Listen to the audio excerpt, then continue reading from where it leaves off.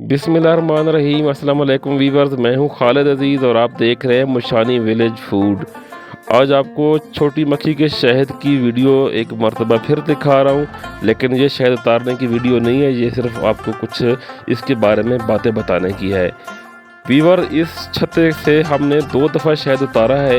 एक दफ़ा शहद उतारने की वीडियो भी मेरे चैनल पे मौजूद है और दूसरी मरतबा जो है हम वीडियो नहीं बना सके थे इसकी, और तीसरी मरतबा आप इस पर थोड़ा बहुत शहद है लेकिन हम इसको छोड़ रहे हैं। एक तो शहद बहुत कम है और दूसरा सर्दी बढ़ रही है। अब इनके बच्चे जो है वो बड़े हो गए हैं और इन्होंने जो है 2 या 3 दिन में निकल जाना है, यहाँ से उड़ जाना है, क्योंकि सर्दी की वजह से ये उस जगह में जाएंगी जहाँ पे घने दरख्त हों, जहाँ से ये सर्दी से बच सके, तो वहाँ जाके उन्होंने बैठना है।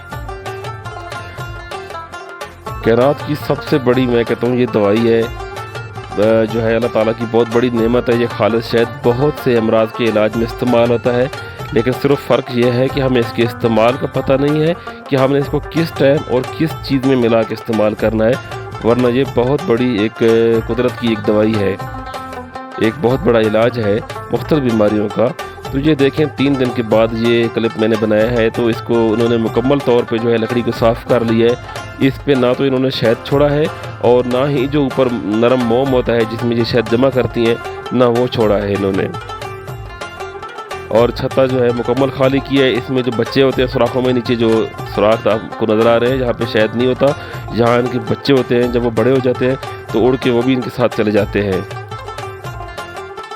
कुदरत की जननी से मखलूक जो कि बहुत ही नायाब चीज़ पैदा करती है, छोटी मक्खी का शहद बहुत ही कम अवेलेबल है। मैं उम्मीद करता हूँ कि मेरी आज की वीडियो जो है आपको पसंद आई होगी और ये थोड़ी सी मालूमात शायद के बारे में आपको अच्छी लगी होगी। तो मेरे वीडियो को लाइक और शेयर लाजमी कीजिएगा और मेरे चैनल को सब्सक्राइब करके बेल के घंटी के निशान को प्रेस कर दें ताकि आने वाले वीडियोज़ की नोटिफिकेशन आपको मिल सके। तो अल्लाह हाफिज़।